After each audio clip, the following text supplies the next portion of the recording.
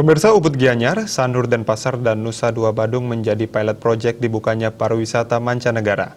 Oleh karena itu, pelaksanaan vaksinasi di 3 daerah tersebut digencarkan sesuai dengan rencana. Pelaksanaan vaksinasi yang dilaksanakan di beberapa titik di Ubud ditinjau langsung oleh Gubernur Bali Wayan Koster. Pelaksanaan vaksinasi massal yang dikunjungi di Kecamatan Ubud mulai dari Banjarpande, Sayan, Purwodalem Suargan Kedewatan, Sentral Parkir Mangkepores, Banjarnagi, dan Desa Petulu dikunjungi langsung oleh Gubernur Bali Wayan Koster yang didampingi juga Sekda Provinsi Bali Dewo Made Indra, Kapolda Bali Irjen Polisi Putu Jayan Danu Putra, Bupati Gianyar Made Mahayastra, dan Wakapolres Gianyar AKBP Dewo Made Adnyana. Gubernur Koster mengatakan vaksin tahap pertama sudah dikirim semua yang disiapkan untuk 47.000 masyarakat di Ubud. Gubernur Koster juga memberikan apresiasi terhadap manajemen pelaksanaan vaksinasi yang melibatkan Banjar dan seluruh pihak terkait sehingga proses vaksinasi dapat berjalan dengan lebih cepat. Targetnya adalah 200 orang per harinya setiap satu Banjar.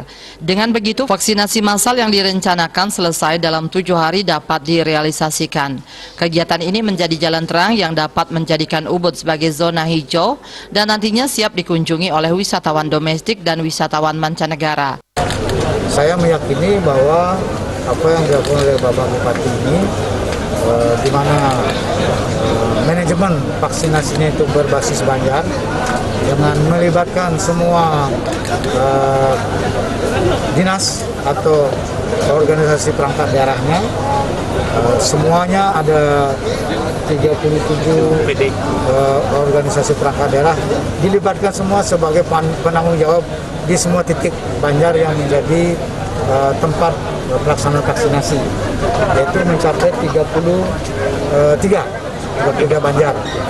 33 Banjar, satu Banjar itu targetnya selesai bisa divaksin 200 ya? 200 orang per hari. Kalau 200 per Banjar kali 33 sudah 6.000 per hari. Kalau 7 hari udah 45.000 lebih. Jadi saya kira targetnya Pak Bupati itu bisa tercapai sesuai dengan rencana. Dan buat saya yang istimewa, yang menarik itu adalah inovasi yang dilakukan di dalam manajemen vaksinasi ini. Jadi betul-betul berbasis Banjar dan melibatkan semua organisasi perangkat daerah di masing-masing Banjar sebagai penanggung jawab. Kemudian melibatkan rumah sakit, tidak saja rumah sakit milik pemerintah, tapi juga rumah sakit swasta.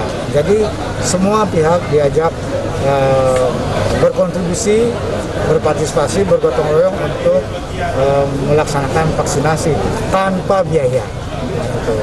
Ini yang luar biasa. Harapannya, manajemen vaksinasi massal yang efisien waktu dan melibatkan seluruh pihak daerah ini dapat diterapkan di kabupaten lainnya.